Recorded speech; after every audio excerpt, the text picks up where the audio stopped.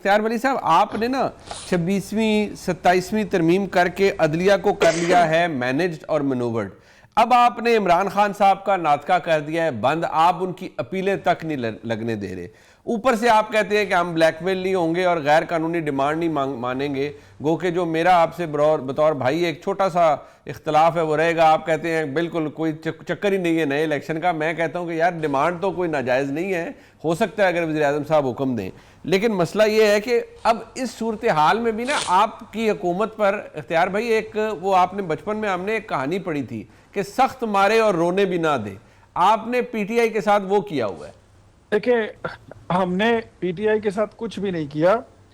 ریاست علی آزاد صاحب کہہ رہے ہیں کہ ہم عدلیہ کی وجہ سے دنیا میں کسی کو منہ دکھانے کے لائق نہیں ہے. تو بھئی یہ منہ تو ہم گزشتہ کوئی میرے خیال میں جو 10-12 سال کا پیریڈ ہے اس میں تو ساری صورتحال یہ 8 سال سے ایسی چل رہی ہے.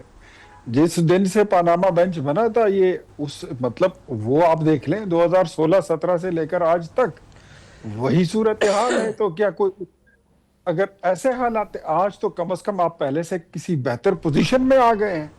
اور ہم جب کہتے تھے کہ بھئی ہمارے ساتھ ظلم ہو رہا ہے, ہمارے ساتھ زیادتی ہو رہی ہے, یہ کہیں بھی کسی قانون میں نہیں ہے, تو ہمیں کیا سننے کو ملتا تھا؟ ریاست علی آزاد صاحب تھوڑا سا just get into our shoes, just get into our skin.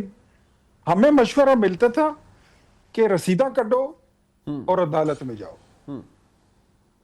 تو اس وقت کا جو نظام تھا, جس کو آپ جو بھی نام دیتے ہیں, شغلیہ دیتے ہیں, مغلیہ دیتے ہیں, کفریہ کہتے ہیں, ہم تو اسی نظام سے ہو کر آئے اور اسی سے ہم نے اپنے آپ کو کلین کرایا.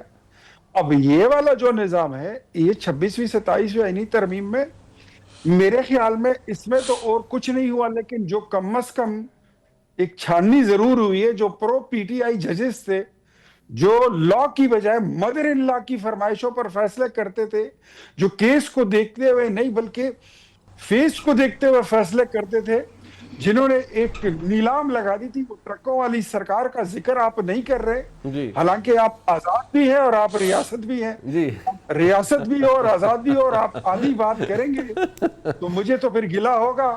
آدھی آیت پڑھنے کا, آدھی ترجمہ کرنے کا, آدھی تشریح کرنے کا مقصد ہمیشہ ہی وہ یہی ہوتا ہے کہ وہ بات پوری لوگوں تک نہیں پہنچتی. تو میرے بھائی, میرے پیارے دوست, وہ یہ لوگ جو اصل سندوں کو جعلی قرار دیتے تھے اور جو چوروں اور ڈاکوؤں کو صادق اور امین کے سرٹیفکیٹ دیتے تھے, ڈو یو تھنک سو کہ وہ کوئی عدلیہ تھی اور وہ کوئی بہتر عدلیہ تھی؟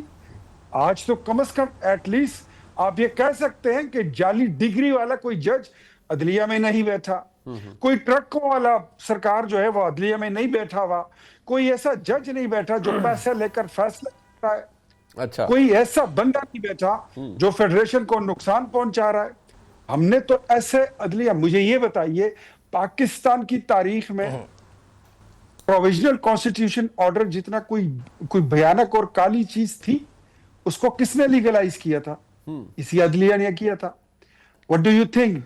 Do we have a very good and broken future? نہیں, میں آپ کو ایک بات بتاؤں, اختیار بھائی ایک بات دیکھیں, اس ملک میں جو عدلیہ نے کیا ہے وہ تو کیا ہی کیا ہے نا. پھر ہماری ملک میں سیاسی جماعتوں نے بھی جو کیا ہے, یہ جو ہمارے ملک میں جوڈیشل ایکٹیوزم کا معذرت کے ساتھ جو یہ زہر تھا نا, اس کو بڑھاوا دینے میں آپ کی قیادت کا بھی بڑا ہاتھ رہا ہے افتخار چودھری صاحب کے دور میں. اور جتنے جوڈیشل ایکٹیوزم کو آپ کی جماعت نے آنکھیں بند کر کے, بلکہ جو سپریم کورٹ کی عقبی دیوار ہے اس کے ساتھ کھڑے ہو کے جو پی ایم ایل این نے 2010, 11, 12 کے اندر سیاست کی نا, اس کی بھرپائی پھر آپ کو آگے کرنی پڑی.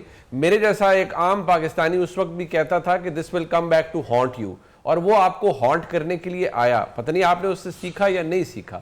میرا تو استدلال آج بھی صرف یہ ہے, میں صرف عرض کر لوں, میرا صرف استدلال آج یہ ہے کہ دیکھیے جو بھی اقتدار میں ہے, آپ کو پہلی عدلیہ وہ پہلے کی حکومت کو اچھی لگ رہی تھی, یہ عدلیہ آج کی حکومت کو اچھی لگ رہی ہے کہ یہ بہت انڈیپینڈنٹ ہے, یہ اس عدلیہ سے بہتر ہے.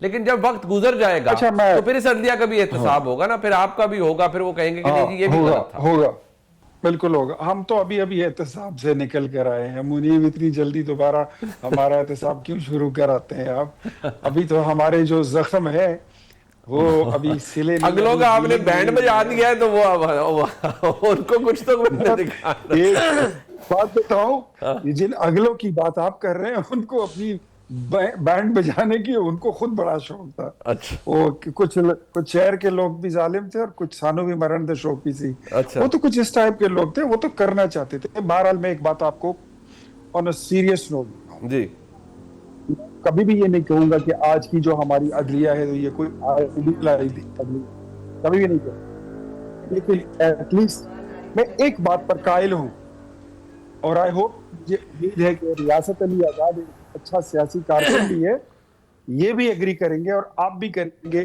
कि हम अल्हम्दुलिल्लाह एक फील्ड मार्शल ने एक प्रोग्राम दिया था, एक जी बात उन्होंने की थी कि हम एक सॉफ्ट स्टेट है और हमें सॉफ्ट से हार्ड स्टेट बनना है। अब हार्ड स्टेट की तरफ वो सफर भी शुरू हो चुका है, और फिर प्राइम मिनिस्टर ने उसमें मजीद ऐड किया कि हार्ड स्टेट के बाद हमें एक स्ट्रॉन्ग स्टेट बनना है। बिल्कुल तो ये सारा जो सफर है ना, इसमें चीजें ठीक होंगी। अब 75 साल का गंदी अदलिया जो हमारी थी, गंदी जिसकी अदलिया। तारीख गंदी है, जो एक एक एक एक डिक्टेटर को वर्दी में ये इजाजत देती है कि आपके लिए 1 साल और 2 साल का टाइम है, आप वर्दी पहनकर जो मर्जी है आप इसमें आईन में, कॉन्स्टिट्यूशन में मर्जी की तरामीम कर सकते हैं। जी। ये भी हमने देखा है। ठीक है जी। आज मेरे ख्याल में कोई इसकी सोच भी नहीं सकता। 26 नवंबर को जिस तरह हमले किए गए थे रियासत पर, या। एडी चौक में आकर कब्रें खोद लेना, कफन पहन लेना, ये माजी का किस्सा है।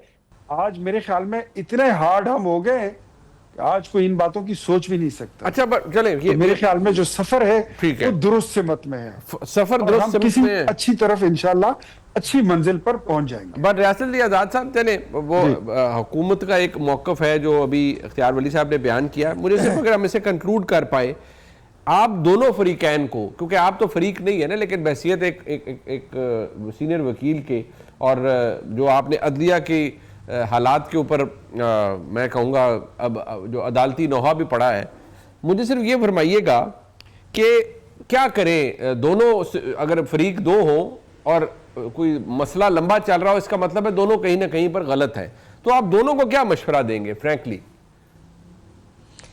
मैं मुनीब भाई दो बातों का जवाब पहले देना चाहूँगा, फिर आखिर पे मैं इस पे बात करूँगा।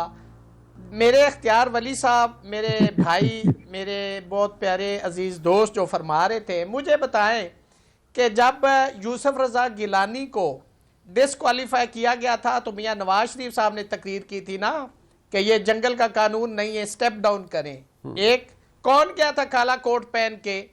अगली बात, जब उमर अता बंदयाल ने सूरी की रूलिंग को सेट असाइड किया था तो उस वक्त की वजीर इतलात इनकी मरियम औरंगजेब साहबा ने फरमाया था कि ये आइन और कानून की फतह है, लेकिन उसी उमर अता बंदयाल ने जब शेड्यूल दिया था कि इजलास इस टाइम होगा, वो ओवर रीचिंग नहीं थी, वो बियॉन्ड द जुरिस्डिक्शन नहीं था, वो उस वक्त तो बहुत अच्छे थे।